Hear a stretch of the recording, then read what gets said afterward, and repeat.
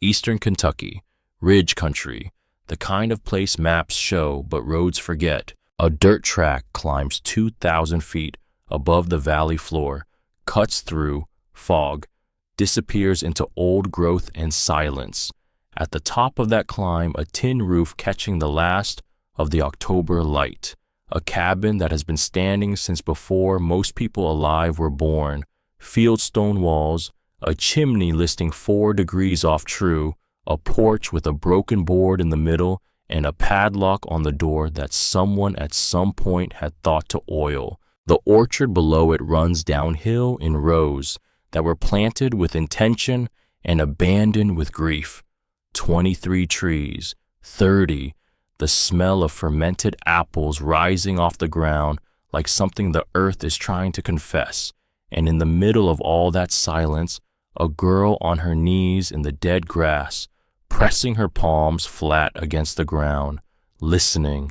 She was 20 years old and sleeping in her dead father's truck. No address, no plan, just $31 in a coffee can wedged under the passenger seat, and somewhere in Harlan County, Kentucky, a piece of land that a lawyer in a brown suit had described as not worth the drive. Nobody knew what was waiting under that orchard. Nobody knew it would change everything she thought she understood about her father and about herself. Those were his exact words. Not worth the drive. She drove 4 hours anyway. Her name was Fairlith Vance. People called her Fairy mostly, the kind of name that makes strangers pause, ask you to repeat it, then get it wrong anyway. She had stopped correcting people around age 12. Some things weren't worth the argument. She had her father's hands, wide palms, short fingers, knuckles that cracked in cold weather, whether she wanted them to or not. Her father had called them working hands, had said it like a compliment. She was 20 years old and she was starting to understand what he meant. Orwell Vance had died on a Tuesday in March, in a mining tunnel outside Clintwood, Virginia. A cable snapped. That was the report. Insufficient tension load management. 3 words that meant a man was dead and the company was not responsible. Fairlith had read that phrase so many times, the letters had stopped making sense. Insufficient, tension, load, management. She was 17. Her mother had remarried 8 months later. Not quickly, people said. Gently, like a correction. 8 months felt quick to Fairlith, but she hadn't said that out loud. She had learned somewhere between the funeral and the second set of dishes arriving in boxes that certain things were better kept behind her teeth. The new husband was not cruel. She wanted to be fair about that. He was not a bad man. He just had 2 kids from before and a house that fit exactly that number of people. And when Fairlith sat at the kitchen table, she could feel the mathematics of it, the way a room knows when it's 1 over capacity, the way a conversation pauses 1 beat too long when you walk in. She took the truck, her father's truck, a 1998 Ford F-150, the color of old rust, with a heater that worked on the driver's side only, and a crack in the windshield that spread a little more every winter. The truck smelled like his work jacket, like motor oil and cold mornings and the particular brand of instant coffee he drank from a thermos every day of her life. She had not washed it since he died. That was not sentiment. That was just how it was. She lived in that truck for 3 years. Gas station parking lots, church lots on weekdays when no one cared, a rest stop off 460 where the night attendant let her stay if she bought a coffee. She worked at a filling station in Grundy for 14 months, saved, left, found a man in Clintwood who needed someone to fix a pump on his rental property. She did it in an afternoon. He gave her $60 and let her sleep in the tool shed for a week. She did not think of it as a hard life. She thought of it as a life with no slack in it. Every day pulled taut, no room for error, no margin, just the immediate problem and then the next one. Her father had taught her that, not on purpose, just by being the kind of man who fixed things with whatever was in his hands. He had taught her to knock on walls before trusting them. That was the first thing. She was 9 years old, following him through a construction site in Castlewood, stepping over rebar and dried concrete dust. He had reached out, knocked twice on a section of drywall, listened, then moved 2 feet left and knocked again. Different sound. Hollow where it should have been solid. Gap in the framing, he said. You hear that? Don't trust a wall just because it looks like a wall. She hadn't known at 9 that she would use that lesson for anything other than construction. She had been wrong about that. The attorney's office was on a side street in Harlan, second floor above a vacuum repair shop that appeared to have been closed since approximately 1994. The stairs creaked on every step in a pattern that felt almost musical. His name was Hadley Creech, 61 years old, gray suit, glasses on a chain, the kind of desk that said, I have been in this office for 30 years and nothing surprises me anymore. He opened a manila folder and read from it, the way people read things they've read many times before. 11 acres, Harlan County, property at the eastern slope of a ridge called Cutter's Back, 8 miles south of Bledsoe on a gravel road. Cabin structure pre-1950 construction. No utilities. A hand-dug well, left to her by one Prentice Vance. Distant relation. Deceased November 1991. She had never heard the name. Prentice Vance. She turned it over in her mind like a stone, and then Hadley Creech looked up from the folder and said without particular unkindness that the property had been sitting unoccupied for nearly 30 years, that the cabin was in questionable structural condition, that 11 acres of scrub orchard at 2,300 feet didn't move fast in any market. Not worth the drive, he said. Those exact words. She wrote them down on the inside of her forearm with a pen from his desk. She didn't know why. She just did. Then Hadley Creech reached into the folder and slid a small envelope across the desk.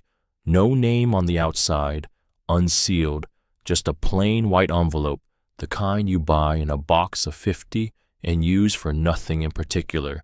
She looked at it. He looked at her, looking at it. Inside, she already knew. She didn't know how she knew, but her hand was steady when she picked it up, and her hand was not steady when she pulled out what was inside. A folded piece of paper, small, the size of a receipt. Pencil, not pen. 4 words pressed hard into the page. The letters formed in the way her father had always formed letters, small and even and careful, like each one cost him something. Don't go down alone. She read it 3 times. Her father's handwriting. Her father who had been dead for 3 years. Her father who had never once mentioned a man named Prentice Vance or 11 acres in Harlan County or anything at all about a piece of land on a ridge called Cutter's Back. She looked up at Hadley Creech. He looked back at her. She said, "When was this put in the file?" He said, "It was with the original documents, with the deed transfer." She said, "Who put it there?" He said, "I don't know. It was there when we received the file." She folded the paper exactly as it had been folded. 3 folds. The way you fold something, you expect to travel a long distance. Then Hadley Creech cleared his throat and set one more object on the desk between them. A pocket watch. Brass. Old. The chain was gone. The case was scratched in the pattern of something carried a long time in a work pocket. She picked it up without asking, turned it over. Engraved on the back in letters she recognized immediately, O.V. for when you find it. O.V. Orwell Vance, her father. She sat in the truck for 40 minutes before she started the engine, not crying, not thinking exactly, just sitting with the weight of what was in her hand, the watch, the note, the shape of 4 words her father had written, and then for reasons she could not yet understand, had chosen not to explain. Don't go down alone. Down where? Find what? The watch had no hands. She noticed that later. The movement was intact, but the hands had been removed. It was a clock that told no time, which meant it was being used for something else entirely. She didn't know what yet. She put the watch in the coffee can with the $31. Then she drove north. The road off Route 119 climbed for 4 miles before it turned from asphalt to gravel, and then the gravel turned to 2 ruts through tall grass, and the grass came up on both sides of the truck like a corridor, like something deciding whether to let her through. She stopped twice to move fallen branches. The cabin sat at the top of a short rise. She saw it first through the windshield in the last light of the afternoon. Small, dark, a tin roof gone the color of old pennies, a fieldstone chimney that leaned a few degrees off true, 2 windows both intact, a porch with a split log bench built into the wall beside the door. She didn't go in. She sat on the hood of the truck until the light turned copper, then red, then nothing, and she watched the place the way you watch something you haven't decided to trust yet. The orchard ran downhill behind the cabin, rows of old trees gone sideways and wide from years without pruning. Their branches crossed and locked into each other in a slow gray tangle. She could smell them even from up here, windfall apples rotting in the dead grass below, sweet and slightly wrong, the way sweetness gets when it has nowhere to go.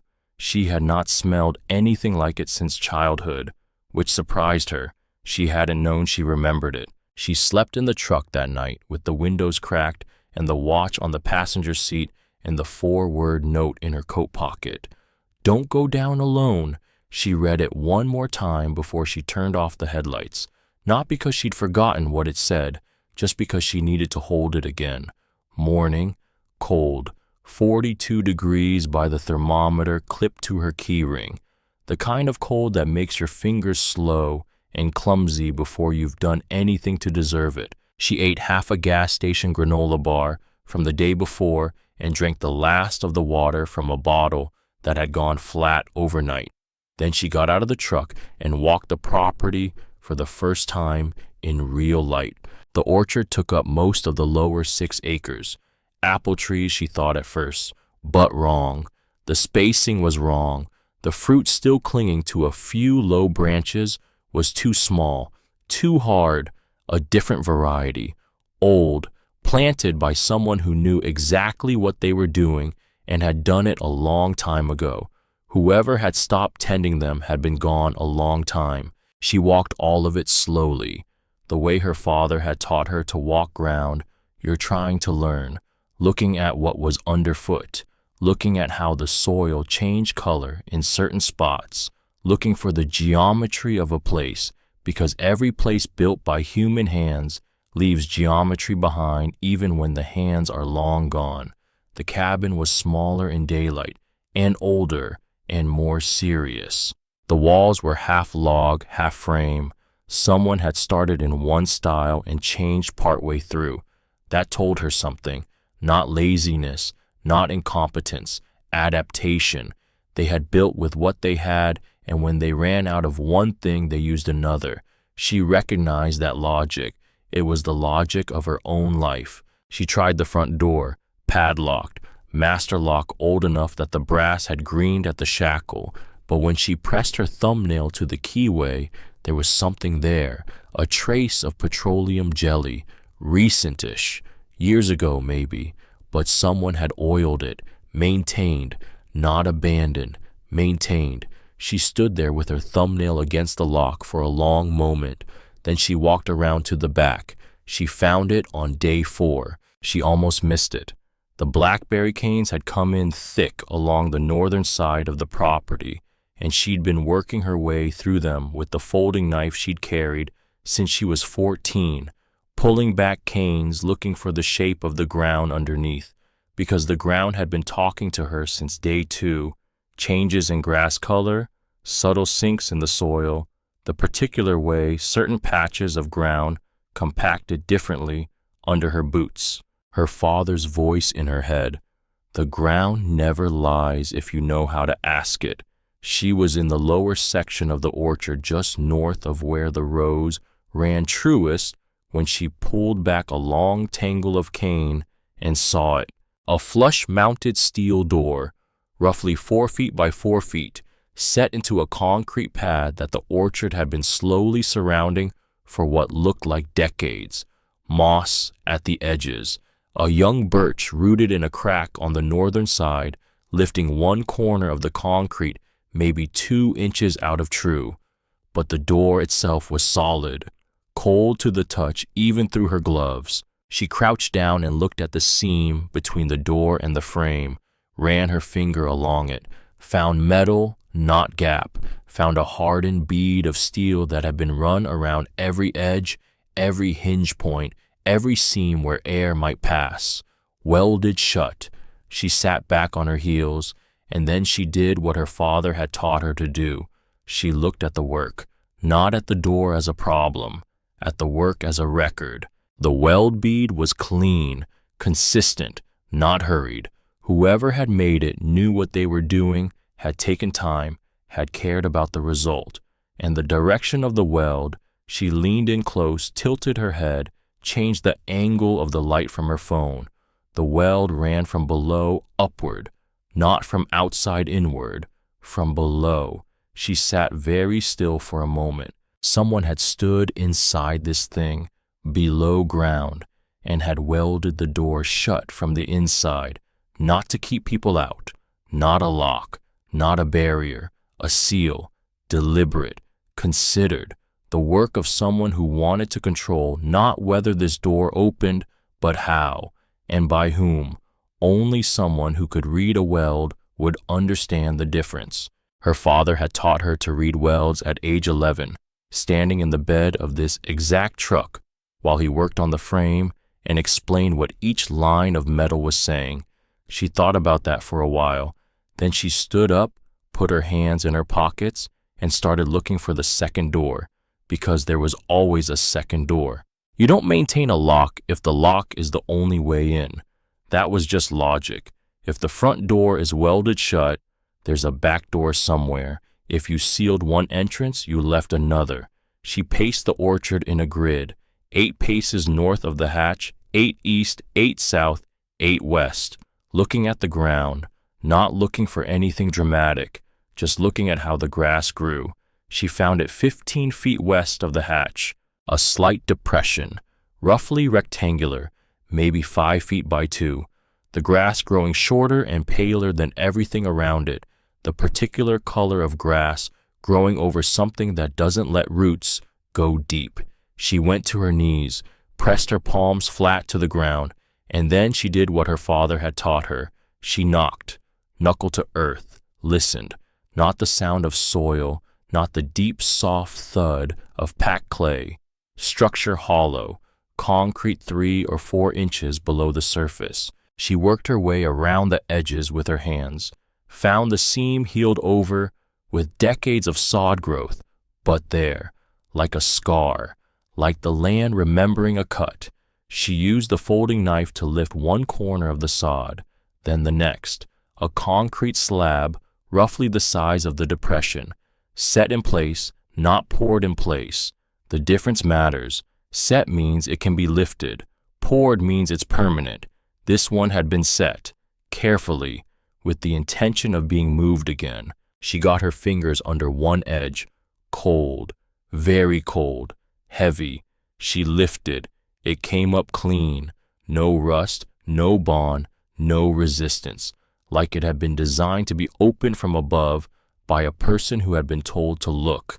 The underside was smooth, no weld, no seal, just concrete and dark.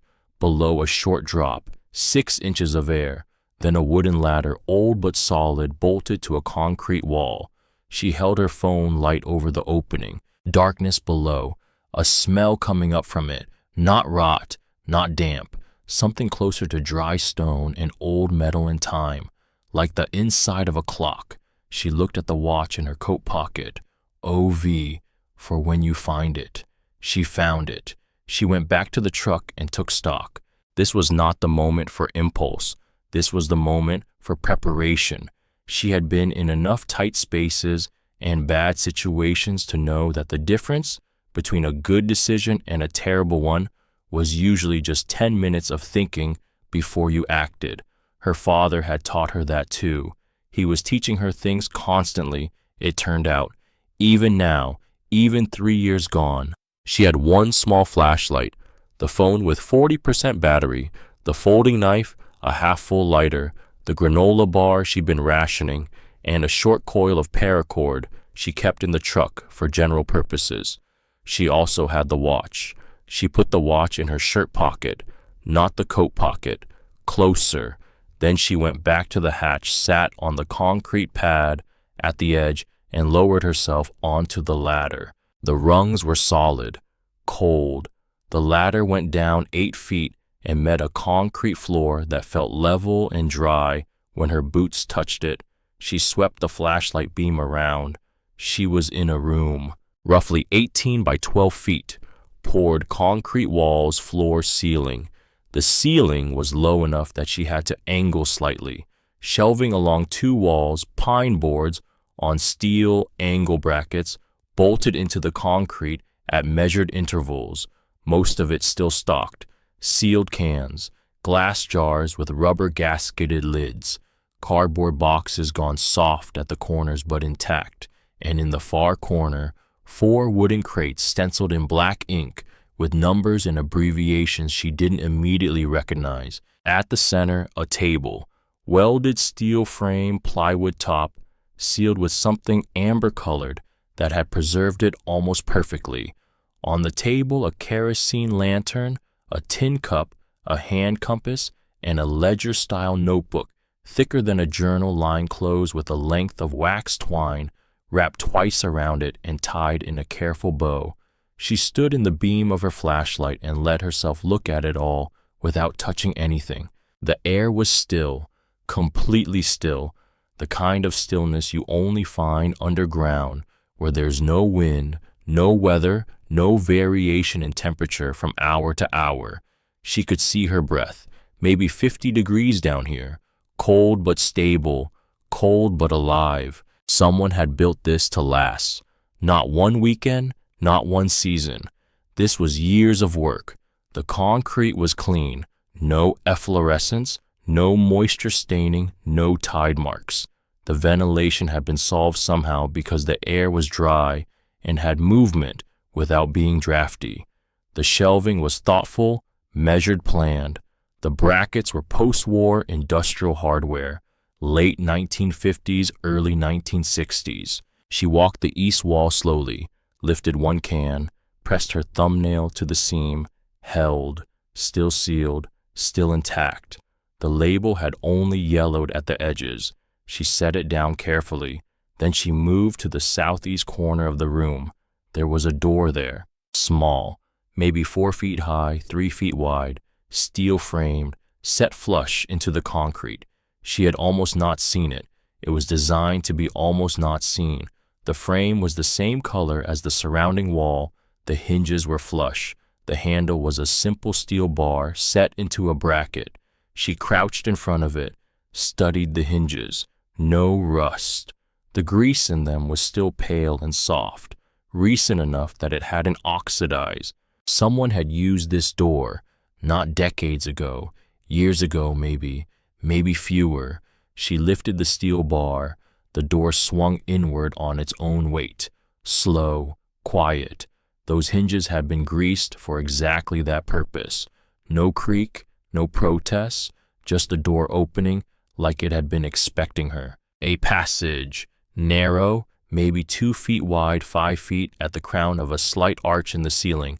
Concrete floor, concrete walls. A single strand of old cloth-wrapped wire stapled along the left side at shoulder height, running toward the far end. She held the flashlight through the opening, maybe 40 feet, maybe 50. The light didn't reach the end. She noticed she had stopped breathing. She started again, breathed out slow. The passage ran northeast by her reckoning, toward the back of the property, toward the line of trees at the upper edge of the orchard, where she'd seen on the first morning a low mounded structure, half swallowed by the hillside. She'd assumed it was a collapsed root cellar, old foundation stones, the typical archaeology of a farm abandoned too long. She had not looked closely at it. She was going to look closely at it now. She went back up the ladder, walked the surface of the property to find the approximate end point of the passage, and stood at the edge of the tree line looking at the mound. Not a collapse. She saw that now. The ground receded from it in that particular way that meant excavation, not erosion. And the stones at the top, she had thought they were random. They were not. They were notched, fitted. Someone had built something here and buried it. And the door on the mound's face, the one she tried 3 days ago and found stuck, hadn't swollen shut from moisture and years. It had been sealed from the inside. She stood there with her hands in her pockets and the watch in her shirt pocket and the 4 words in her coat pocket, and she thought about the geometry of it, the main hatch, the passage, the mound, all of it connected, all of it deliberate, all of it waiting. She went back down. The passage was dry. That surprised her more than anything. 40-something feet of underground concrete in a Kentucky hillside that got real winters and real springs, and not a trace of moisture on the walls, not a watermark, not a seam of mineral buildup, not the smell of standing water. Whoever had mixed and poured this concrete had known what they were doing, had known it in the way that comes from formal training or from years of hard experience, or from both. She walked low, flashlight in her right hand, her left hand occasionally touching the left wall to keep her orientation. The cloth-wrapped wire on the left side passed through a ceramic fixture at about 25 feet, an old bulb socket empty, and just beside it, scratched into the concrete at eye level, a short row of characters she didn't recognize. Not letters, not numbers, something else. She stood in front of it a long moment, held the light closer. She didn't try to understand it. She filed it and moved on. At 40 feet, the passage widened slightly, the ceiling lifted by a foot, and the concrete floor transitioned to a wooden grating, old and dark with age, laid over what sounded hollow when she stepped. Some kind of drainage system below. She noted it and kept walking. At 48 feet by her counting, she reached the door. Steel, painted gray once, hinged inward from her side, a single lever handle, the kind that latches by turning down. A circular lock plate below the handle where a key would go. The lock plate was empty. The lock had been removed from the inside. She stood there. The lock had been removed from the inside. She understood what that meant. She understood it the way you understand something that takes a moment to land, the way news takes a moment before it becomes real. Whoever had sealed this door last had been standing exactly where she was standing now, on this side of it, facing this door, and had chosen to take the lock out, either because they were in a hurry or because they wanted whoever came next to be able to get through without a key. She put her hand on the lever, cold, colder than the passage air. She pushed it down, stiff, a grinding in the mechanism, the sound of something that had not moved in a long time being asked to move, but it moved. The latch retracted somewhere inside the door's thickness with a sound like a bolt going home. She pushed. The door swung inward on its hinges with a long, low sound, not quite a groan, not quite a sigh, somewhere between the two, like the room beyond it exhaling, like something held a very long time being released. The smell came first. Not rot, not damp, something closer to machine oil and paper and time. The inside of an old toolbox found in a dead man's garage. The smell of a life organized and then stopped. She stepped through. 12 by 16 feet. Same concrete, same grating on the floor. Metal shelving on 3 walls, floor to ceiling, bolted in with the same post-war hardware. Sealed canning jars, military surplus tins stenciled with dates, cardboard boxes, 4 wooden crates, and, At the center of the room, a table, welded steel plywood top, amber sealed like the one in the outer room. On it, a kerosene lantern, a tin cup, and a leather-bound ledger notebook, thick closed with a length of wax twine, wrapped twice around it and tied in a careful bow. A folding chair was pushed in under the table. Someone had sat there, had worked there, or thought there, or waited there. She set her flashlight down on the shelf, leaned it so the beam angled up, and diffused against the concrete ceiling, giving the room a low, even light. Then she stood at the edge of the table and looked at the notebook without touching it. The cold in this room was different from the cold above. Above ground, cold moved. Wind carried it through gaps and joists, shifted with the hour. Down here it was settled, still, the kind of cold that had been sitting in one place for a very long time and had no plans to leave. She could see her breath, small clouds rising, dissolving. She pulled out the folding chair. It creaked once when she sat down. The sound was very loud in that sealed space, loud the way sounds only get when there's nothing else competing with them. She looked at the notebook.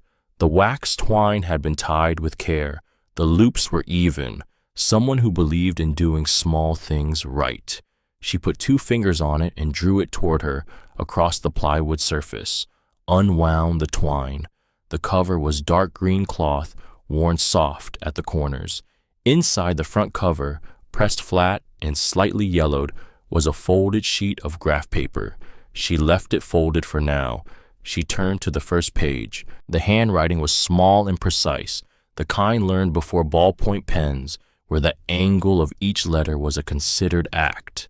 The ink had faded to brownish sepia in places but was readable throughout. November 3rd, 1961. Broke ground today. 18 inches down, the clay goes gray. We'll need to shore the south wall.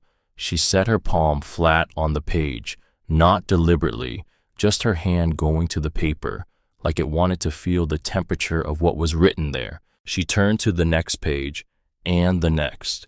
Entry after entry dated precise, seasons of construction, seasons of provisioning, a language of materials and drainage and ventilation in the early years, shifting in the middle years to a language of management, inventory schedules, rotation dates, the patient arithmetic of someone who was building something to last longer than themselves.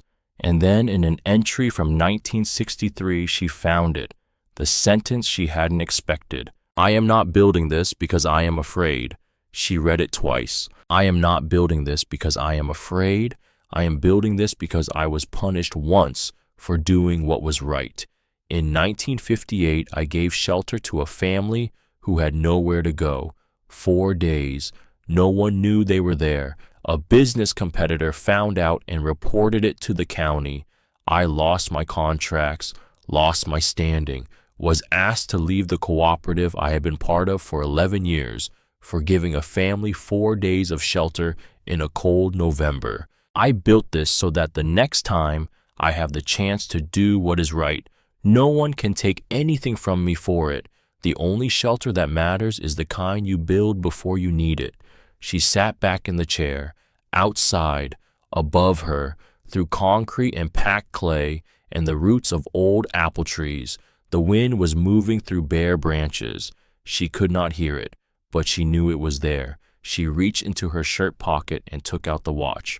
OV for when you find it. Her father had known this place, had known this man, Prentice Vance, whose name she had never heard spoken, had known this room, this table, this smell of oil and paper and careful preservation, had held this watch, had engraved these words on its back, had put it in the file with a lawyer in Harlan for her to find after he was gone, and had never once, not one time, said a word about any of it.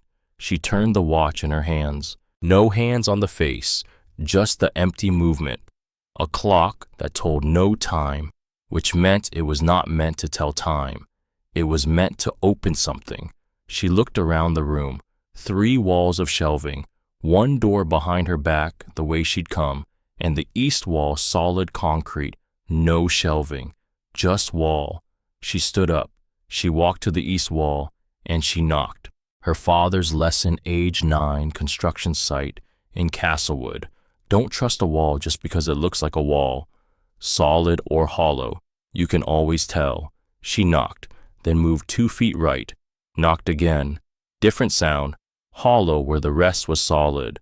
Not a dramatic difference. Subtle. The kind of difference you'd miss entirely if no one had ever taught you to listen. She pressed her palm flat against the surface and felt the faintest resonance. Not stone, not solid poured concrete. A door, plastered over. The plaster a slightly different color than the surrounding wall. She could see it now in the angled flashlight beam. A vertical seam, maybe half an inch wide, running floor to ceiling. Behind this wall, there was something else. And on the table beside the lantern, she had not noticed it before because she had been looking at the notebook. There was a small steel bracket mounted flush to the edge of the plywood, and in the bracket, a lock. Old, brass-bodied. The keyhole was not a standard keyhole. It was round, the diameter of a pocket watch stem. She looked at the watch in her hand, then at the lock. She looked at them for a long moment. Then she held the watch stem to the lock and turned. It didn't open. She tried again. Different angle. Nothing. She stood there, which meant the combination wasn't the stem. The combination was something on the watch. The engraving, the case back, something she hadn't understood yet. She pocketed the watch. She looked around the room once more, at the 3 walls of shelving, at the ledger on the table, at the graph paper still folded inside the front cover, at the sealed canning jars and the military tins and the crates she had not opened. All of this had been here for decades, all of it maintained, kept, preserved, by her father among others, probably, most likely. The hands that had oiled those hinges, the hands that had kept that lock from rusting, the hands that had laid fresh grease on the brackets, those were working hands.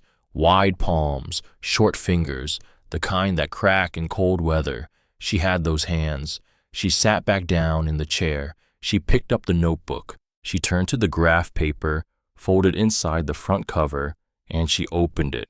A floor plan, drawn in pencil with a straight edge, every shelf bay numbered, a legend in the right margin, each number corresponding to an item, a quantity, a date. She read it slowly. She was going to be here a while, which was fine. She had nowhere else to be. And for the first time in 3 years longer maybe, for the first time in longer than she could name, she did not feel the particular hunger of having no place to belong. She felt something closer to the opposite. She felt found. She was still reading when she heard the sound above her.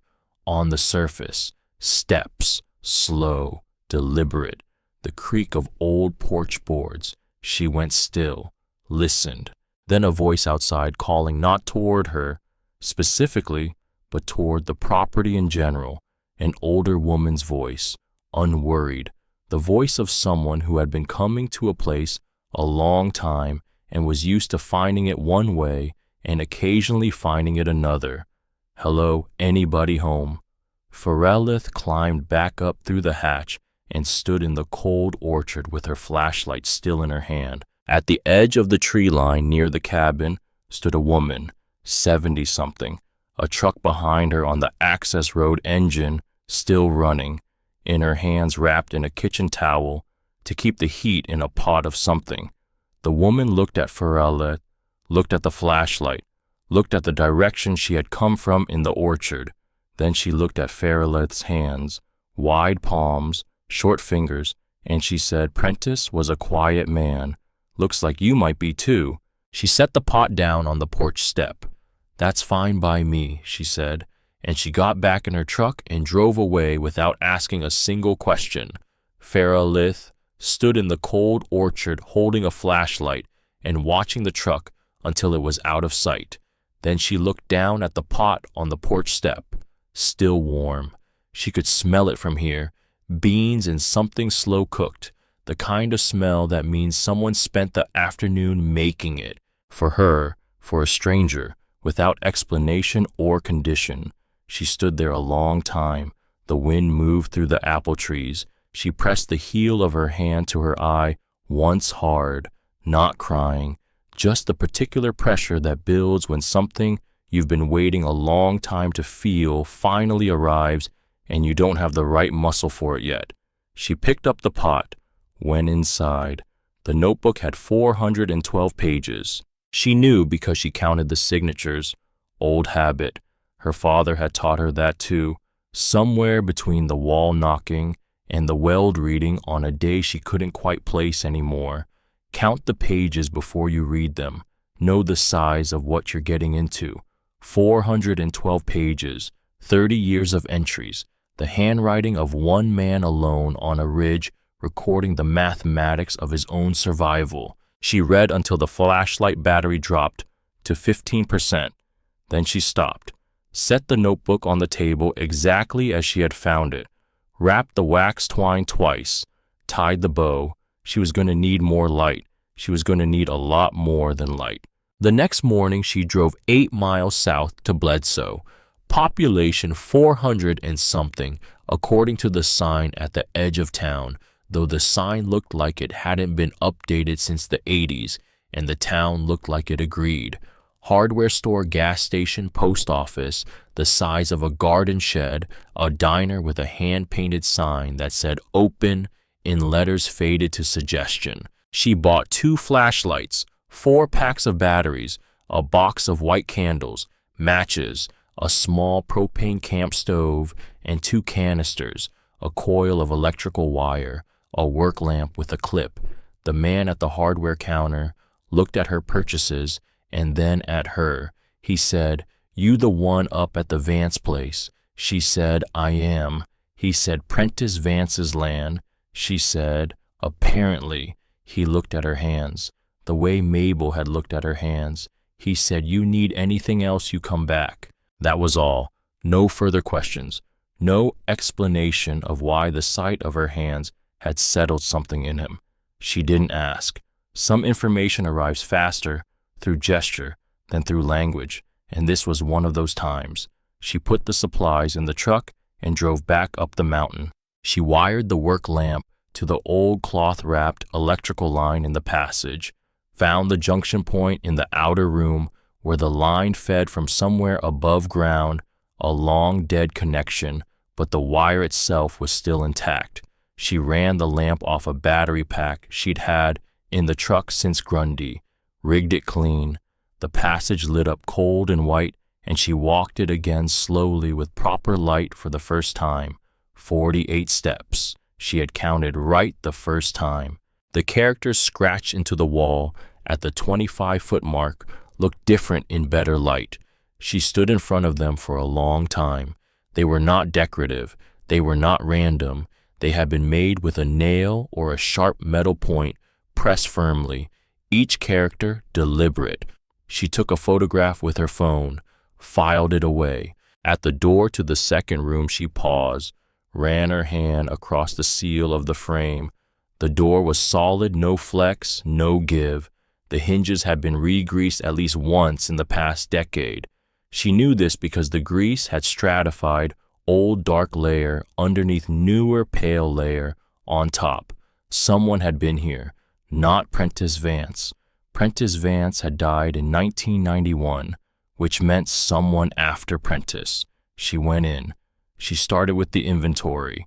Systematic.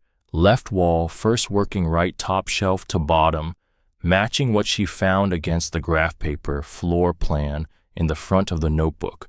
Most of it was still there. Some bays lighter than the chart showed, used and not restocked, but most of it intact. The canning jars held dried legumes, pale beans, dark beans, split peas, gone slightly waxy, with age but sealed. Several jars held a yellowish liquid she eventually identified from the notebook as rendered fat lard, stored under a salt layer. Every lid sealed with wax, every seal careful. The military tins, too, were stamped 1959 on the bottom. One was stamped 1962. The contents were dry goods by the weight of them. She didn't open them. Not yet. That felt like a decision that needed more than curiosity. The wooden crates in the corner were stenciled with letter number sequences she couldn't fully parse. Not military surplus exactly. Something adjacent. The kind of stenciling used by cooperatives and rural supply chains in the mid-20th century. Industrial, but not government. She recorded everything she found in a small notebook she'd bought in Bledsoe, page numbers matching the inventory chart, quantities, conditions, the way her father had taught her to document a job before touching it, assessment before action, always. Then she reached the east wall, the wall with no shelving. She had known since the first night that the wall was hollow. The knock test didn't lie, but she had needed the inventory first, needed to understand the whole room before she went looking for what was behind it, because that was the rule with hidden things. You don't go straight for the secret. You understand the room that contains it first. She walked the east wall now in proper light, 7 feet wide, full height, concrete surface, smooth, painted once in a grayish white that had yellowed to cream. She ran both hands across it, slowly feeling for variation in texture. There, 2 feet from the left edge, a vertical line nearly invisible, the width of a trowel blade, running floor to ceiling, and another, 4 feet from the left edge, 2 lines, defining a section roughly 2 feet wide and full height. Between them, the plaster was slightly different, a shade off. She hadn't seen it in flashlight beam, but she saw it now. Someone had plastered over a frame, filled in the gap between a door and its surrounding wall with finish plaster smooth enough that you'd never find it if you weren't looking. But she was looking. She got the pry bar from the truck. She worked carefully, starting at the bottom of the right-hand seam, inserting the flat blade millimeter by millimeter, not forcing, listening to the material. The plaster came away in thin flakes, at first, then in larger sections as she found the depth of it, 1/4 inch, maybe 3/8, applied in a single coat, not built up. This had been done to conceal, not to last. Behind the plaster, the frame of a door, steel like the passage door, hinged on the left, a simple bar latch on the right side. She cleared enough plaster to get her fingers around the bar latch, lifted it. The door swung inward, smaller, 8 by 10 feet, no shelving. The temperature dropped noticeably across the threshold, colder in here than the outer room, colder in a way that felt less like weather and more like intention, like the room had been designed to stay cold, a natural cold sink, the way underground spaces on north-facing slopes behave if you build them right. The floor grating continued. Under it, she could hear the faint movement of water, a natural seep channeled through the drainage system, controlled, the concrete above it dry and solid. On the right wall, a single iron hook mounted at shoulder height, hanging from it a canvas bag, olive drab, military, surplus style, the kind sold at Army-Navy stores from the 50s onward. A drawstring top pulled closed, the cord still knotted. On the left wall, a narrow shelf bolted flush. On it, a roll of architectural drawings sealed in a rubber-banded tube of oilcloth, the rubber bands gone brittle and crumbling, and beside the drawings, set slightly apart, something she almost didn't look at, a small steel bracket mounted flush to the shelf, and in the bracket, a lock, old, brass-bodied. The keyhole was round. She looked at it. She looked at the watch in her shirt pocket. Not yet. She was not going to rush the lock. She had learned that lesson too. You come back to a lock when you understand the room that contains it. She turned to the canvas bag. She unhooked it from the wall, heavier than she expected.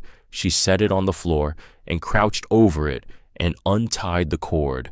Inside clothes, folded, neatly, with the particular neatness of a man who has spent time in situations where carelessness has consequences. A flannel shirt, red and black plaid, worn at the cuffs. Wool trousers, dark green, the knees stiffened with old work stains. A pair of leather work gloves, right-hand fingers worn through at the tips. A wool cap rolled flat. Men's clothes, not Prentice Vance's clothes. These were not old enough for that. The fabric was wrong for the 60s. This was 70s or 80s material. Cheaper synthetics blended into the wool, the kind of clothes someone wore for heavy work in the cold. Under the clothes, a smaller object wrapped in a shop rag. She unwrapped it. A notebook. Thin, brown cover, the cardboard kind sold at any 5 and dime for 30 cents. The cover worn soft, the edges swollen with age. She opened it. The handwriting hit her before the words did. She had been reading Prentice Vance's handwriting for 2 days now. Small, even, careful, learned before ballpoint pens. This was different. This handwriting she had known her entire life. Slanted a little right. The letter G made with a particular loop she had never seen anyone else make. The sevens crossed in the European style, a habit his own father had drilled into him.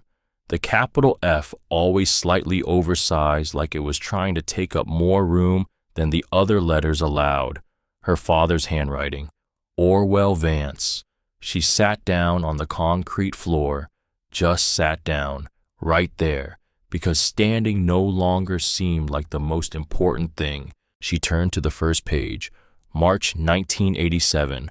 I came up for the first time today. P asked me to check the east ventilation cap because his knee won't let him climb anymore. I did not know what I would find. I did not know what to say when I found it. P showed me the inventory. We went through it together. I stayed 3 hours. She turned pages slowly. June 1987. Back again. P's knee is worse. I regrouted the outer room's west wall. Joint water was beginning to track. 3 hours of work. Clean now. October 1988. Restocked Bay 4 and Bay 9 per P's list. Brought the supplies up from the truck in 3 loads. P can't carry anymore. Won't ask for help from anyone else. So I come. November 1989. P updated the will today. He had a lawyer drive up from Harlan. He told me afterward, said the property would go to my line after me. I asked him what he meant. He said he meant exactly what he said. She stopped. Read that again. He said the property would go to my line after me. Her father had known. In 1989, 30 years before she sat on this concrete floor, reading his handwriting by a battery-powered work lamp. He had known this land would come to her, not because he had planned it, because an old man on a ridge had decided it and told him so, and her father had kept coming back anyway, year after year, season after season, driving up the mountain, replacing a gasketed lid, re-greasing a hinge, restocking a bay, maintaining a thing that was not his, that he had not built, that no one knew he was maintaining for a person who hadn't been born yet. He had done it in complete silence, had come home to her mother, had sat at the dinner table, had fixed things around their house with the same hands he'd used down here, and had never said a word about any of it. She turned more pages. The entries were practical, lists mostly, maintenance tasks, quantities, conditions, the language of a careful man recording a careful job, but occasionally between the lists, a sentence that was not practical at all. April 1992. P is gone 6 months now. I came up to check on things. The place is exactly as he left it, like he just stepped out for an afternoon. I don't know why that made me want to sit down and not get up for a while, but it did. August 1994. The birch off the north corner is pushing the concrete. I'll need to address it next spring. For now, I set a wedge to slow the pressure. It'll hold another year. March 2002. Fear is walking now. She toddles around the kitchen like she owns the place. She has my hands. M says that's not possible yet. She's too small to tell. but I can already see it. Fairlith stopped breathing for a second. Just a second. Then she started again. He had been writing about her. Down here in this room, 30 feet underground, on a ridge in Kentucky, her father had been writing about her before she could speak in complete sentences. She kept going, and then she found it. March 2001. Fira is 2. I was up here yesterday for the spring check. I was in the second room oiling the lock bracket, and I thought if something happened to me, if I couldn't be here anymore, she would need to find this on her own. So I went back to Harlan and I sat with Hadley Creech for an hour. I asked him to hold the watch and the note. He didn't ask questions. He's that kind of man. If Fair has to come to him to find out about the land, she'll find the other things too, and she'll know what to look for. He had set it up for her 20 years ago. When she was 2 years old, he had sat in Hadley Creech's office, had handed over the watch and the 4 words, had thought, if I don't make it, if something takes me before I can explain, she'll still find it. She'll have enough to go on. He had loved her like a man who built things, not with words, with structure, with preparation, with the understanding that love is not always what you say. Sometimes it is what you build quietly in the dark against the possibility of a future you might not be there to see. She sat on the floor of that cold room for a long time. She did not cry, not because she wasn't feeling it, but because this was too large for crying. Crying was for things that surprised you. This was something else. This was the slow settling of a weight she hadn't known she was carrying. Her father had seen this coming, had prepared for it, had trusted her before she could walk to be the kind of person who would find her way here. He had not been wrong. She was here. She turned to the last page with writing. Her father's handwriting later. She could tell by the slight stiffening of the letters, the kind that comes with a man in his 40s, whose hands spend cold mornings outdoors. Dated September 2015, the year before the accident. This is the last time I'm coming up here. My knee is going. P's knee went before mine, and now here we are. The lock on the bracket in the second room, the combination is on the watch, not the stem. The case back. Count the scratch marks. The deep ones, not the wear marks. Count them from the engraving outward. That's the combination. I keep meaning to tell Fair about this place. I keep not doing it. I don't know why. Maybe because I don't know how to explain P without explaining 1958, and I don't know how to explain 1958 without explaining why it broke something in him and fixed something in him at the same time. And I'm not sure I have the words for that. I think she'll understand it better when she finds it herself. She has my hands. She'll know how to listen to the walls. She set the notebook down on the floor very carefully. She took the watch out of her shirt pocket, turned it over, the case back, scratched from years of work pockets, the natural wear of a watch carried hard. But her father had said the deep marks, not the wear. She held the watch under the work lamp and tilted it slowly. There, 3 scratches deliberately placed, evenly spaced, each one pressed hard with something narrow and sharp starting from the edge of the engraved initials and moving outward at specific angles. She counted the angles. 2, 7, 4. She went to the lock bracket on the shelf, turned the dial. 2, 7, 4. The lock opened. Inside the bracket compartment, small, the depth of the shelf maybe 8 inches deep, was a folded document, heavy paper, the kind used for legal instruments. She could feel the weight of it before she unfolded it. She unfolded it. At the top, in formal typescript, Last Will and Testament of Prentice Hayes Vance, dated October 14th, 1989, and at the bottom, a notary stamp, clear, dark, the impression of an official seal, still crisp after 35 years. She read it. Not the whole thing. Not yet. Just enough. The relevant clause was in the 3rd paragraph. The property, all 11 acres, the structure and all improvements thereto, to Orwell, James Vance of Clintwood, Virginia, or to his children and their descendants after him in perpetuity, or to his children and their descendants after him. That was her. That was the legal language for her. She stood at the shelf in the cold second room with a 35-year-old document in her hands and understood something that the past 4 days had been building toward without her quite seeing the shape of it.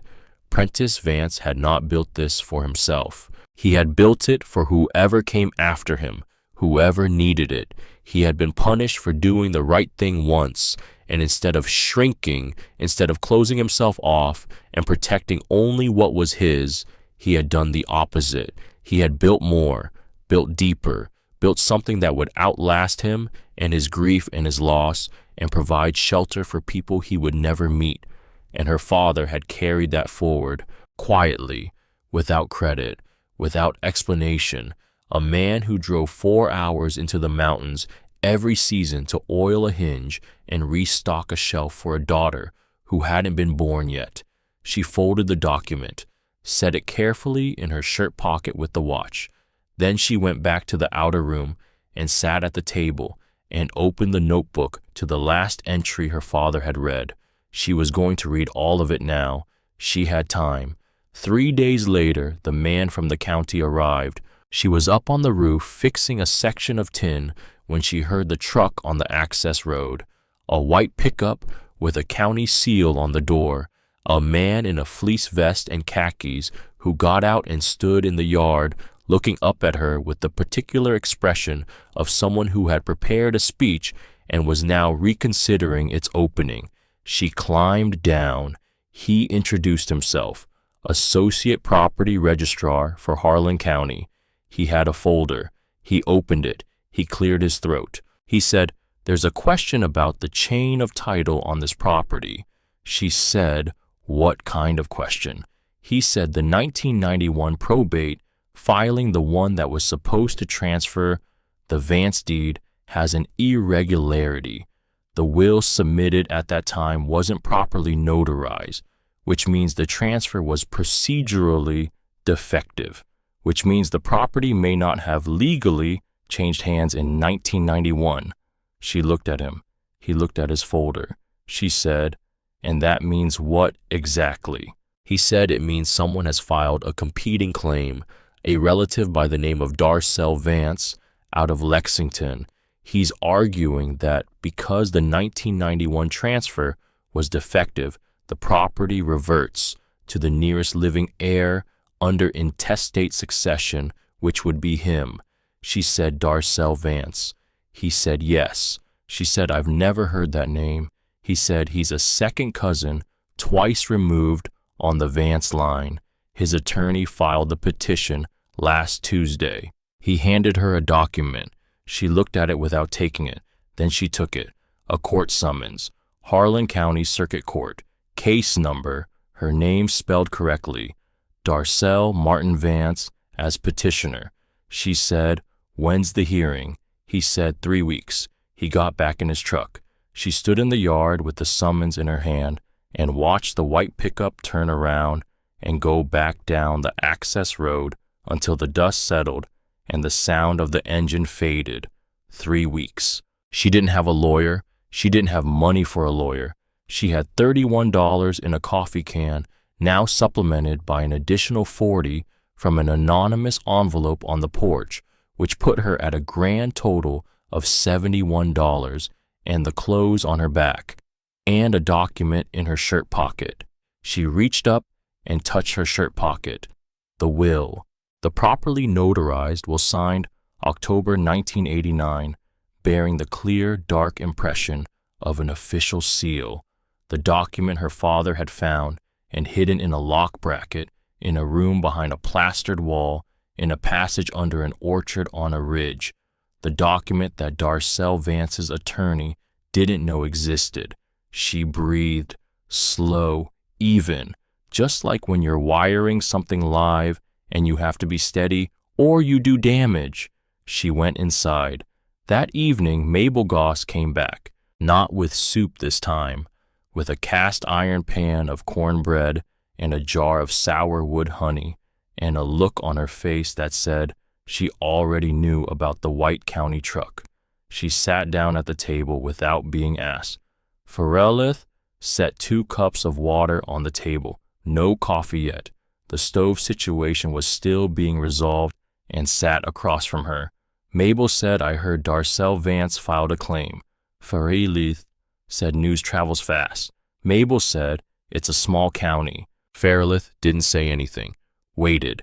Mabel said, Darcel hasn't been up this mountain in 30 years. Never came when Prentice was alive. Didn't come to the funeral. His father and Prentice didn't speak. Ferelith said, but he wants the land. Mabel said, he wants to sell the land. There's a coal company out of Lexington that's been looking at the eastern slope of this ridge for 3 years. Small deposit, not worth much at current prices, but worth something. Ferelith said worth enough to file a petition. Mabel said worth enough to file a petition. They sat with that for a moment. Mabel tore a piece of cornbread and pushed the pan across the table. She said Prentice wasn't a complicated man, but he wasn't a naive one either.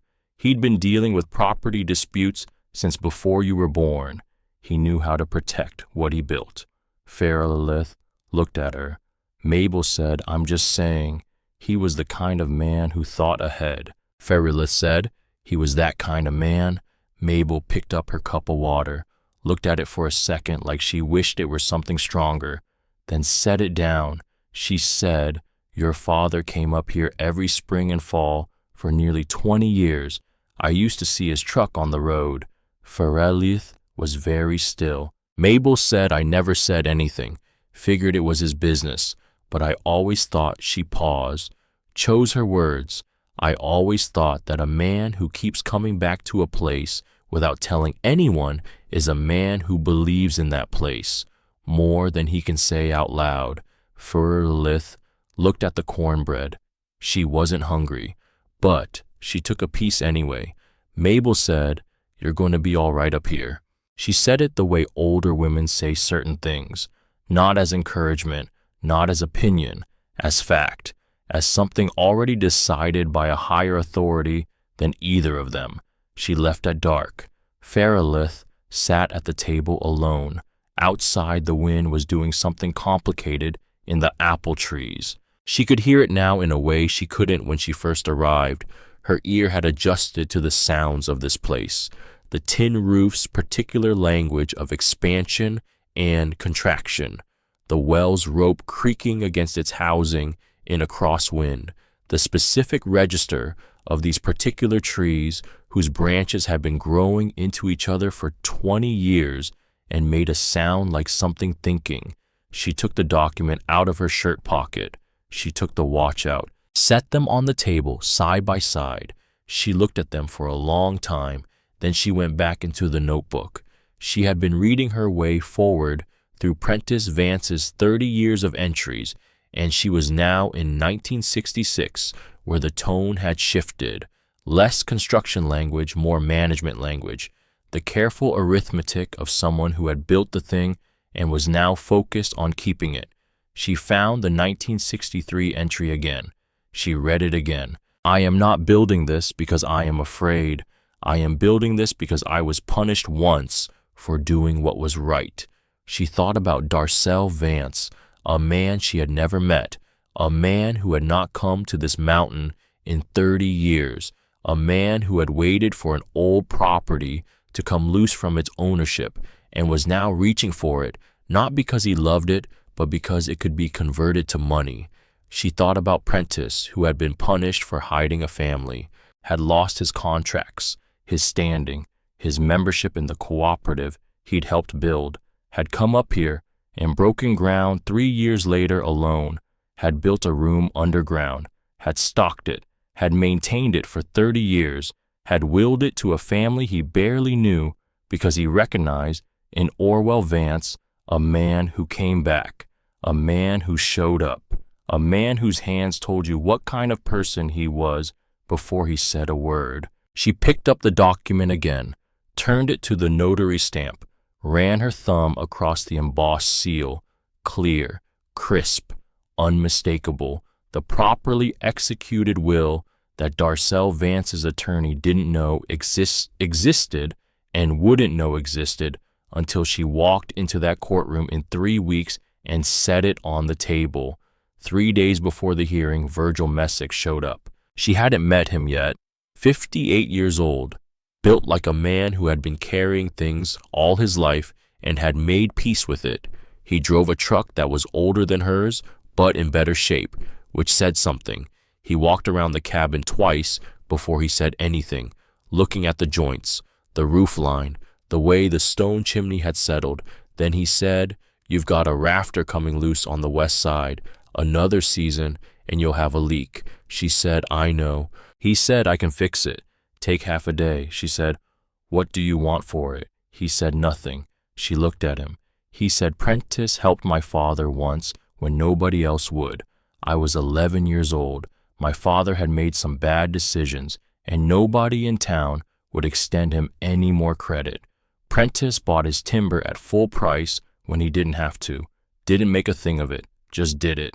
He paused. He said, "My father's been gone 20 years, but I still owe that, so I'm paying it to you instead." She stood in the yard and looked at him. He wasn't asking her permission. He had already decided. He was just explaining so she understood the arithmetic. She said, "All right." He was on the roof within the hour. She stood below and handed things up when he asked. They didn't talk much. That was fine.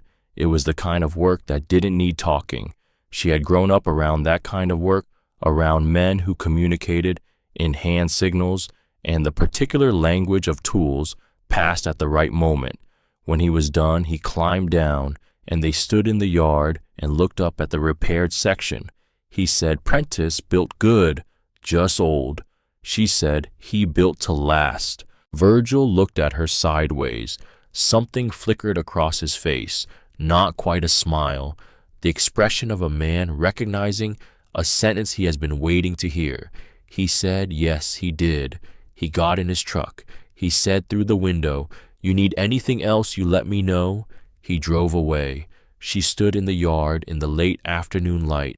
2 people in 3 weeks had driven up this mountain to help her without being asked, without condition, without expectation of return. A woman with a pot of beans and a man with a rafter and 30-year-old debt. They were settling with a stranger because they believed in the principle of the thing. She thought about what Prentice had built, not just the concrete and steel of it, the whole idea of it, a place where you could do right without getting punished for it, a shelter not from weather, but from the particular cruelty of a world that sometimes takes things from you when you reach out. He had been right to build it.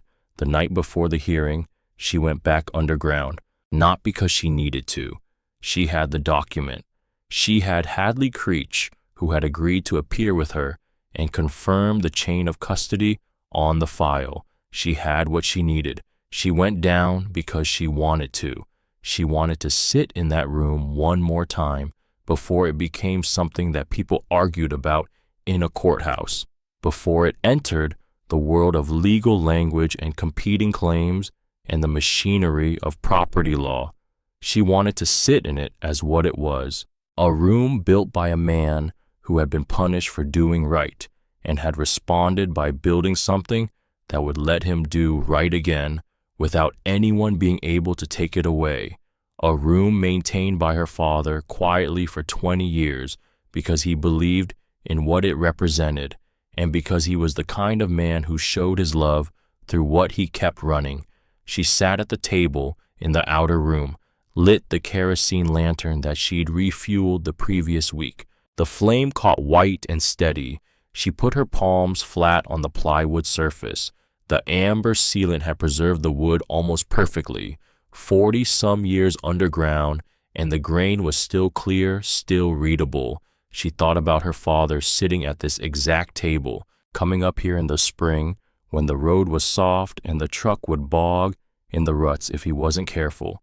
In the fall when the light went gold early and the air tasted like cold coming. In the years when she was a baby and he would have driven up here thinking about her, thinking about the future he was quietly, methodically building into the ground under an orchard on a ridge. She had been angry at him sometimes for the silences, the things he hadn't said, the conversations they hadn't had, the way he had shown love, mostly through action, through fixing things, through showing up, through the kind of steady, practical presence that you only fully recognize when it's gone. She had wanted words sometimes. She had wanted him to say things out loud. And now she understood why he hadn't. Not because he didn't feel them, but because words were not the medium he trusted. He trusted material. He trusted the thing you could touch and test and verify. He trusted a hinge that didn't creak because you had oiled it, a shelf that held because you had bolted it correctly, a door that opened because you had greased it for the person who would come after you. That was his language, and she had inherited it. She had heard the hollow sound in the wall. She had counted her steps in the dark passage. She had read the well direction. She had pressed her palms to the ground and listened. He had given her the tools to find this, not in the weeks before he died, not in any single conversation she could point to. Over 17 years of small lessons, of this is how you listen, this is how you knock, this is how you know what a wall is hiding. He had been teaching her to find this room since she was 9 years old, and he had never mentioned the room once. She sat with that for a long time.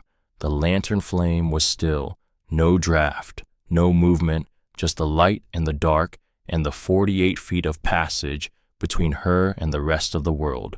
She took out the thin brown notebook, her father's, turned to the last entry, September 2015. The last time I'm coming up here, my knee is going. I keep meaning to tell Fair about this place. I keep not doing it. I think she'll understand it better when she finds it herself. She has my hands. She'll know how to listen to the walls. She set the notebook down. She sat with her palms on the sealed plywood and her father's words in her chest and the hearing tomorrow morning. She thought I found it, Dad. She thought I listened. Then she turned off the lantern and climbed back up into the cold night air. The apple trees were doing their complicated thing in the wind. She stood in the orchard for a moment listening. Then she went inside to get a few hours of sleep before the drive to Harlan. She had a will in her pocket and a notary seal, 35 years old, and a father who had loved her in the only language he fully trusted. She was going to be fine. The courthouse in Harlan was 3 stories of limestone and old brick built in 1917 with a clock tower that had been stopped at 2:14 for as long as anyone in the county could remember. Nobody had ever explained why. Ferelith parked the truck at the edge of the lot and sat for a moment, coat, watch in her shirt pocket, document in her coat pocket. She pressed her hand flat against it through the fabric. Still there, still real, the notary seal still hard and clear under her fingertips. She had not slept well, but she had slept, and she had eaten half a can of beans from the outer room shelf the first time she had taken anything from the inventory because it seemed appropriate, because Prentice Vance had put food in those cans for exactly this kind of moment, the kind when you need to show up to something difficult and you need the fuel to do it. She ate his beans. She showed up. Hadley Creech was already on the courthouse steps when she arrived, gray suit today instead of brown, reading glasses on the chain, a leather briefcase that had seen better decades. He looked at her. She looked at him. He said, "You have it." She said, "I have it." He said, "Good." That was all. That was enough. They went inside. The courtroom was smaller than she expected. Wood paneling, the color of old tea, fluorescent lights that hummed at a frequency just below conscious awareness, a ceiling fan that turned without being asked to. Darcel Vance was already seated at the petitioner's table. She saw him before he saw her. 45 years old, well-dressed in the careful way of someone who had driven up from Lexington to make an impression. A lawyer beside him in a suit that cost more than her truck. The lawyer had a laptop open and a stack of tabbed documents and the general bearing of a man who had done this many times and expected to do it many times more. Darcel turned when she came in. He looked at her, then at Hadley Creech, then back at her. She was 20 years old, and she was wearing her father's flannel shirt under a canvas coat, and her boots were dirty from the orchard. She had not dressed up. She had considered it, had decided against it. She was exactly who she was. That was going to have to be enough. Darcel's expression was not hostile. That was the unexpected thing. He looked uncertain, which was somehow worse. A hostile opponent you knew how to read. An uncertain one could go any direction. She sat down. Hadley Creech set his briefcase on the table and opened it. The judge came in at 9 sharp. Darcel's lawyer went first. He was good. She had to give him that. He laid out the procedural argument cleanly. The 1991 probate filing, the notarization issue, the specific clause of Kentucky inheritance law that governed defective transfers. He cited cases. He cited statutes. He spoke for 20 minutes in the measured cadence of a man billing by the hour. The judge listened with the expression of someone who had heard this argument before. Not bored, just experience. Then Hadley Creech stood up. He was 61 years old, and he had been practicing law in Harlan County for 32 years, and he spoke the way he had always spoken to her, directly, without decoration, without performance. He said, "Your Honor, the argument before you rests entirely on the premise that the 1991 probate filing was the operative transfer document. It was not. There exists a prior will properly executed and notarized dated October 14th, 1989, which predates the 1991 filing by 2 years and supersedes it under basic testamentary law." He paused. He said, "We have the original document here." And Fairlith reached into her coat pocket and took out the folded document and handed it to Hadley Creech, who walked it to the clerk, who handed it to the judge. The room was quiet. The ceiling fan turned. Darcel's lawyer leaned over and said something quietly to Darcel. Darcel looked at the document on the judge's bench and then at the table in front of him, and his expression moved through several things very quickly.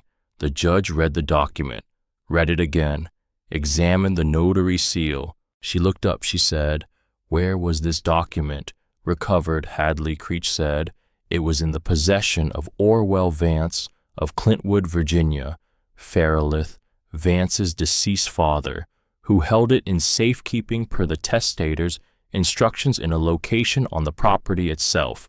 The judge looked at Fairlith. Fairlith looked back. The judge said, "Your father held the original will." She said, "Yes, ma'am."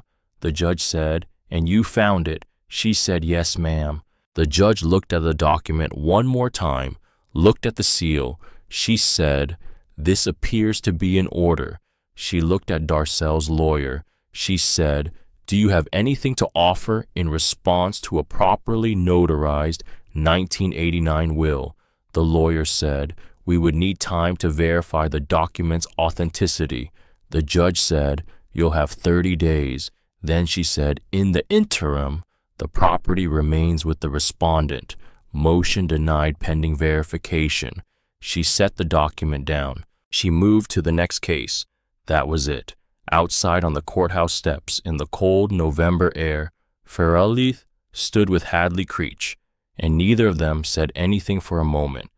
Then Hadley Creech said, "The verification will come back clean. The seal is from the Harlan County Notary Office, October 1989. I already checked. The notary was a woman named Doris Birchfield. She retired in 2003. Her records are archived. This will hold." He paused. He said, "Your father was a thorough man." She said he was. He nodded once, picked up his briefcase. He said, "I'll be in touch when the 30 days are up." He walked to his car. She stood on the limestone steps with the clock tower behind her, stopped at 214, and the cold air moving through the empty street, and something loosening in her chest. Not resolution, not quite, but the first suggestion of it, the feeling of weight that has been there so long, you stop noticing it beginning slowly to shift. She breathed, out, slow. Then she got in the truck and drove back up the mountain. Zeb Falk lived in a house at the edge of Bledsoe, small, wood-framed, the kind of house that told you everything you needed to know about the man in it, maintained to a standard of function rather than appearance. Every board that needed replacing had been replaced. Every board that didn't hadn't. She had found his name the week before in her father's notebook. A single mention, early entry, 1987. Z. Falk knows the history of the Cutter's back properties. Good man. Knew P before I did. She had asked Mabel about him. Mabel had said Zeb Falk has lived in Bledsoe his whole life. He knows more about this county than the county does. Knock twice and wait. He doesn't like people who knock once. She knocked twice and waited. He came to the door after a long moment. 71 years old, built close to the ground, the way men get when a life of hard physical work compresses everything downward. Gray-white hair cut short, eyes the color of creek water. He looked at her hands first, then her face. He opened the door wider. She went in. His kitchen smelled like coffee and wood smoke, and the specific mineral smell of a man who had spent 60 years near mines. He set a cup in front of her without asking. She drank it. Strong, the real thing. He sat across from her, didn't say anything yet. She said, "You knew Prentice Vance." He said, "I did." She said, "And you knew my father." He said, "Orwell." "Yes." She said, "I found the second room. I found the will. I found my father's notebook." He looked at her for a long moment. He said, "Then you know most of it." She said, "I know the facts. I don't know the shape of it." He understood what she meant.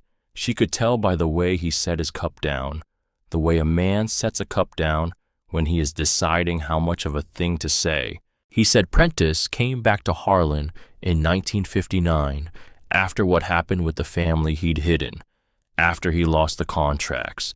He had nothing left here except the land on Cutter's Back, which had been in his family since before the Depression and which no one could take from him because there was no debt on it. She said nothing. Let him find the pace. He said he started building in 1961. I knew what he was doing. Most people didn't. He wasn't hiding it exactly.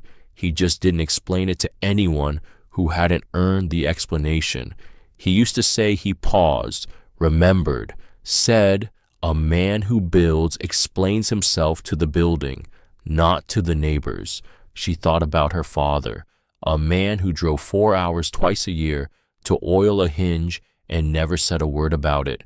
Same logic, different man. She said, "How did my father get involved?"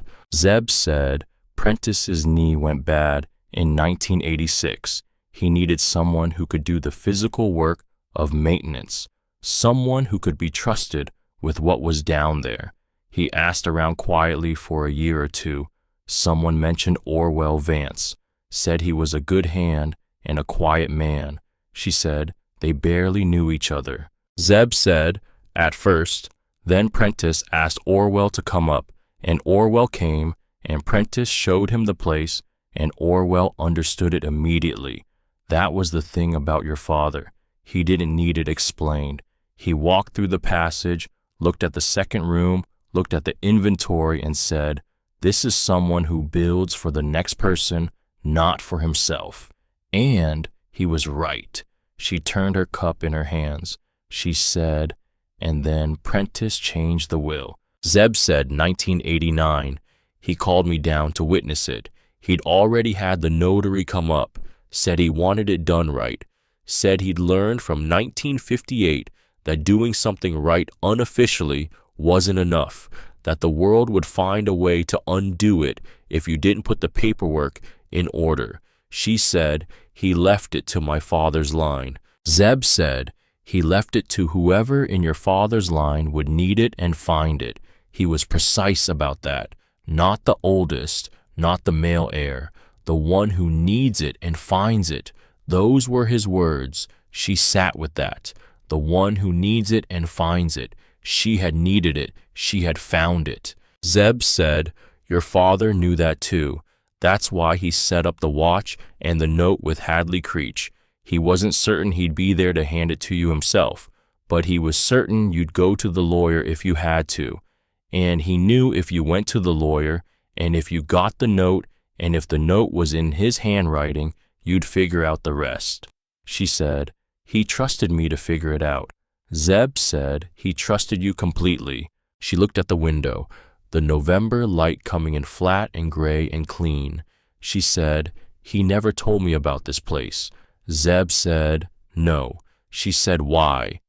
Zeb was quiet for a moment. He said, "I think because he believed that some things you have to arrive at on your own, that if he handed it to you, it would be his. But if you found it, if you did the work of finding it, it would be yours, really yours, in the way that nothing handed to you ever quite is." She did not say anything. He said he talked about you, when he came to get supplies, when he stopped in on the way up the mountain. He talked about how you followed him into construction sites, how you asked questions he didn't expect, how you remembered the things he taught you. She pressed her hand flat on the table. He said you had his hands and his stubbornness in equal measure, said that was enough for anything. She breathed, once, just once. Then she picked up her cup and drank the rest of the coffee, and they sat in the kitchen with the wood smoke and the mineral air, and she let it settle into her the way cold settles into stone, slow, permanent. A week later, the phone rang. Unknown number, Virginia area code. She almost didn't answer. She answered. Silence for a second on the other end, the kind of silence that means someone is deciding whether they've made a mistake calling. Then fear. Her mother's voice. She had not heard it in 14 months, since the last time she had called from a rest stop on 460, and they had talked for 11 minutes about nothing in particular, and then not again. She said, "Mom." Her mother said, "I heard you found the land." Mabel Goss called the hardware store in Grundy looking for a way to reach you, and they had my number from before. She said, "I found it." Her mother said, "Are you all right?" She said, "I'm all right." Silence. Her mother said, "I didn't know about the land. I want you to know that. Your father never told me either." She said, "I know." Her mother said, "That was very like him." She said, "I know that too." Another silence, longer this time, the kind that holds a lot. Her mother said, "He told me once that he had something set up for you, for if something happened to him. He didn't say what. I didn't ask. I thought it was an insurance policy or something practical." She almost laughed. Didn't. Said, "It's something practical." Her mother said, "Mabel Goss says you're fixing the place up." She said, "Trying to." Her mother said, "Good." One word, but in the voice of a woman who had been carrying something and was setting it down. She said, "He told me he was going to tell you about it. He kept not doing it." Her mother said, "I know." He was like that with the things that mattered most. The bigger the thing, the less words he had for it. She said, "Yeah." Her mother said, "I'm sorry, Fair." She said, "Mom." Her mother said, "Not for the land, not for him, not telling you. I'm sorry for the 8 months, for the way things went after." She was quiet. Her mother said, "You deserve better than that." She pressed her hand against the side of the cabin wall, cold fieldstone, solid, not going anywhere. She said, "He told me once, I don't know if you know this, he told me once when I was maybe 7 or 8, that some buildings are honest and some aren't, that an honest building doesn't pretend to be more than it is, doesn't hide its materials. The stone is stone and the wood is wood, and you can see every joint." Her mother said, "That sounds like him." She said, "I'm living in one of those now, on this mountain. Everything here is what it says it is." Her mother didn't say anything for a moment. Then she said, I know. Just that. I know. She said, I'll call again. Her mother said, I'd like that. She said, okay. She hung up. She stood in the middle of the cabin with the phone in her hand and the fieldstone wall in front of her, and the November light coming through the 2 windows, and the sound of wind in the apple trees. She did not cry, not exactly, but something moved in her chest, something that had been locked not behind concrete and plaster, but behind 3 years of not saying things and not hearing things, and the particular exhaustion of being a person with no slack in the line. It moved, slowly, like a hinge long unused, turning for the first time. She breathed out. The 30-day verification came back clean. Hadley Creech called on a Tuesday, said the Harlan County Records Office had confirmed Doris Birchfield's notary commission was active on October 14, 1989. The seal matched the registered impression on file. The document was legitimate. Darcel Vance's attorney had filed a withdrawal of the petition that morning. He said, it's yours, officially, completely. She said, thank you. He said, your father did the work. I just held the envelope. She said, you held it for 20 years. He said it was a small thing. She said it wasn't. He said no. I suppose it wasn't. He hung up. She set the phone down on the table. 11 acres, the cabin, the well, the orchard, the hatch in the earth, the passage, the outer room, the second room, the inventory of what one man had built and another had maintained across 4 decades without ever meeting in the same room at the same time. Hers. The first true cold came the second week of December, not the moderate cold of November, which she had learned was just the mountain's way of saying hello. This was the real cold, the kind that means it. 12 degrees overnight, the thermometer clipped to her keyring, turning unhelpful. The kind of cold where the ground sounds different under your boots, hard and certain. She had spent the previous 3 weeks preparing for it. Firewood stacked to the eaves on the sheltered side of the cabin. Mabel Goss had shown her where Prentice had kept the woodpile and how he had rotated it. Virgil Messick had come back twice more, once to show her how the damper in the chimney worked a particular trick to it, a specific angle that Prentice had known and told to no one, and which Virgil had figured out by accident 15 years ago, once to show her where the secondary water intake was a copper pipe buried below frost line that fed from the spring 200 feet uphill, which she had not known about and which Prentice had not documented in the main notebook. That knowledge had come from memory, not paper, the kind that only exists because someone is alive and willing to pass it. She thought about that a lot now. The difference between what you write down and what you carry in your body. Prentice had written 412 pages, and still there were things only Virgil knew, only Mabel knew, things that had transferred between people by proximity and time and trust, which was its own kind of document, which did not require a notary seal. She went back to the second room in the first week of December, not to check anything, not because there was something she needed. She went because she wanted to leave something. She had been thinking about what Prentice had written at the beginning. The notebook was for whoever came after him. The room was for whoever needed it. He had not assumed the next person would be like him, or would understand everything, or would not need help understanding some of it. He had assumed they would need the record. So she made one. She sat at the table in the outer room with a new notebook, the same kind she had bought in Bledsoe, plain cardboard 30 cents at any 5 and dime.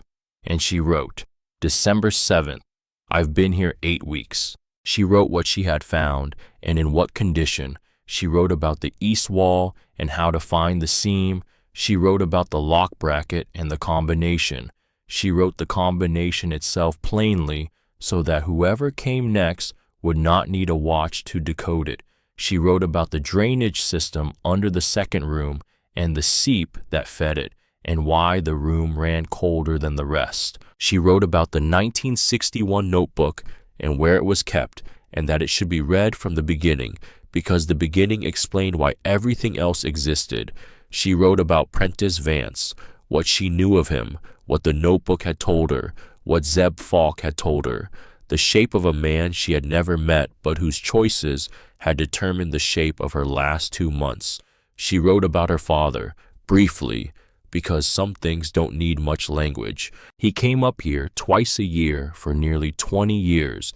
He did not tell anyone. He did it because he believed in what the place represented, and because he was the kind of man who shows love by maintaining things. If you found this because of him in some way, directly or indirectly, know that he was a good man and a thorough one. She stopped, read that sentence back. Know that he was a good man and a thorough one. She left it. Then she wrote one more thing. Whatever has brought you here, I don't know your name or your circumstances. Maybe you're in trouble. Maybe you just needed somewhere to be. Maybe someone set you on this path the way someone set me on mine, and you're still figuring out the shape of it. That's okay. Take what you need. Replace what you can. Write something in the next blank notebook you find here, not because anyone will grade you on it, but because the person after you will want to know someone was here and was okay and kept going. She closed the notebook, set it on the shelf beside Prentice's. The last week before Christmas, she started on the orchard. Not the full work that would take a season, at least probably several, but she started, because starting was its own kind of statement. She had found in the second room a folded pamphlet she had initially set aside as irrelevant. Iowa State Extension Service, 1964, Management of Neglected Apple Orchards, a practical guide to rehabilitation pruning. Prentice had annotated it in pencil, small, neat notes in the margins, his observations about the specific varieties on Cutter's back, the timing of pruning in this particular elevation, the way these particular trees responded to the techniques described. She read it twice. Then she got the handsaw from the tool bay in the outer room, and she went down into the orchard. She started with the worst of it, the trees that had crossed and fused the branches, rubbing until the wood had grown together in a knot. She worked slowly. Prentice's notes said, when in doubt, less is more. You can always take more later. You cannot put it back. She took less. She stood back after each cut and looked at what remained. The trees were ugly in December. All trees were ugly in December, bare, skeletal, the shape of a thing stripped to its essential structure, but there was something clarifying about it, about seeing the armature without the ornament. She had been looking at herself the same way lately. Stripped back, essential, the bare structure of a person who had nothing and had come up a mountain with $31 in her father's hands, and the particular stubbornness of someone who had been told too many times that things were not worth the drive. She kept pruning, row by row, working south to north. The saw made a sound in the cold air that carried a long way, clean, rhythmic, the sound of one person doing one thing. Mabel Goss appeared at the edge of the orchard at some point in the mid-afternoon, just stood there watching, not offering to help, not commenting, just being present in the way of a woman who had been watching things grow and be tended for 70 years and recognized what it looked like when someone was learning. After a while, she said, Prentice used to start in the south rows too. Fairlith said the pamphlet said, start with the most established trees. Mabel said, that's what Prentice said. They looked at each other. Mabel said, he'd be glad. Just that. He'd be glad. She turned and walked back toward her truck. Fairlith watched her go, then turned back to the tree in front of her, lifted the saw. He'd be glad. She held that for a moment. Then she cut. On the last day of the year, she stood on the porch in the early dark. The orchard below her was quiet. The cold was serious tonight. The sky was the kind of clear that only happens when temperature and dryness combine into something that makes the stars look closer than they are. She could see the ridge line to the east as a clean black edge against a blue-black sky with too many stars. She had her father's coat on, the one from the canvas bag in the second room. It was too large for her.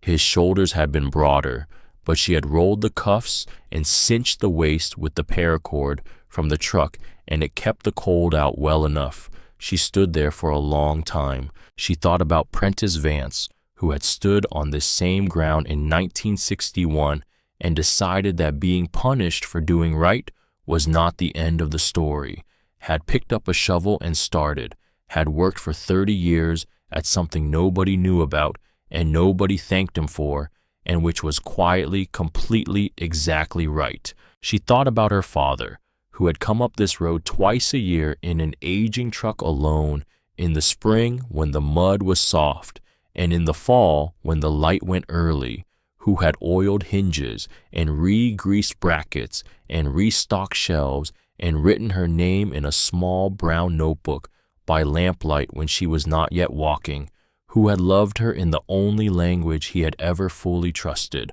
the language of material, of maintenance, of the thing you do in the dark for someone who doesn't know yet that they need it. She thought about Mabel, who had brought a pot of beans to a stranger without asking a single question, about Virgil, who had climbed on a stranger's roof to settle a 30-year debt to a dead man, about Zeb Falk, who had sat across a kitchen table and given her the shape of a story she needed without being asked. She thought about the woman on the phone who had said, "I'm sorry, Fairy," and then I know. She pressed her hand against the porch railing, cold wood, real wood, the grain rough under her palm. She went inside, stoked the fire, sat at the table with the two notebooks in front of her, Prentice's, hers. She opened hers to the last page she had written and took up the pencil. December 31st. First winter here. The orchard needs 2 more seasons of pruning, but the south rows are started. The cabin is sound. The chimney draws correctly. If you hold the damper at the angle Virgil showed me, which I have written down in the maintenance section, because that's the kind of knowledge that should be written down. She stopped, thought, wrote, "My father told me once that an honest building shows you its materials, doesn't pretend. Stone is stone, wood is wood. You can see every joint." I didn't understand what he was saying until I came here. He was talking about people too. Prentice Vance was an honest building. My father was an honest building. They showed you their materials. They didn't pretend. You could see every joint if you looked. I am trying to be the same. I think that's the point of this place.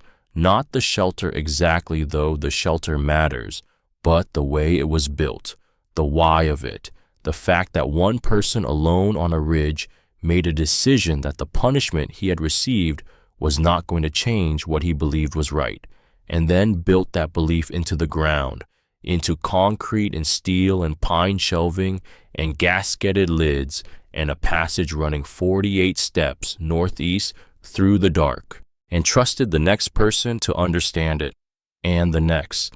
I understand it. I'll try to be worthy of the understanding. She set the pencil down. Outside, somewhere in the dark of the orchard, the wind moved through the apple trees. The particular sound of bare branches in winter, the sound of the structure without the ornament, the armature of a thing that in 4 months would be covered in white flowers, and in 8 months would be heavy with small, hard fruit, and in 12 months would need her back, out there with the saw. She was going to be here in 12 months. That was not small. For 3 years, she had not known where she was going to be in 12 hours. She closed the notebook. She looked at the room around her. Fieldstone walls, plank floor, tin roof that talked to her in rain and ice and wind. A wood stove she had learned to read like a conversation. 2 windows, both intact. Her father had oiled those window frames. She had found the rag and the tin of linseed oil in the tool bay, and when she'd run her hand along the sill, she had recognized the work, the particular evenness of a coat applied by patient hands, his hands, her hands, same shape, same width, same tendency to crack at the knuckles in cold weather. She pressed them flat on the table, felt the grain of the wood through her palms. She thought he was here. She thought, and now I'm here. She thought that's the whole story, not a beginning and an end, just a continuation, an entry in a series of entries, a name added to a list of names, each one coming up this mountain because they needed it and found it, because they had been told to look or had figured out to look or had knocked on the right wall and heard the hollow sound underneath. She had heard it. She had always been going to hear it. Her father had known that before she could walk. The fire settled in the stove, a log shifting, resettling, the small domestic sound of a fire that has been tended and is content. The apple trees outside kept doing what apple trees do in winter, standing, waiting, quietly accumulating the cold that would eventually become the pressure that becomes the bud. That's what the older ones leave behind. Not money, not explanations, work. The finished kind if they had time, the unfinished kind if they didn't, both waiting for whoever shows up next, with the right hands and the patience to listen to the walls. Farah Vance was 20 years old. She had $31. She spent it getting to a mountain in Kentucky that a lawyer in a brown suit told her wasn't worth the drive. He was wrong. It was the best $31 she ever spent. And if someone left something for you quietly, without ceremony, in the language of maintenance rather than words, or if you have spent years building something for someone who doesn't know yet that they'll need it, leave me a comment. Tell me what was left for you, or what you're leaving behind. I read every one.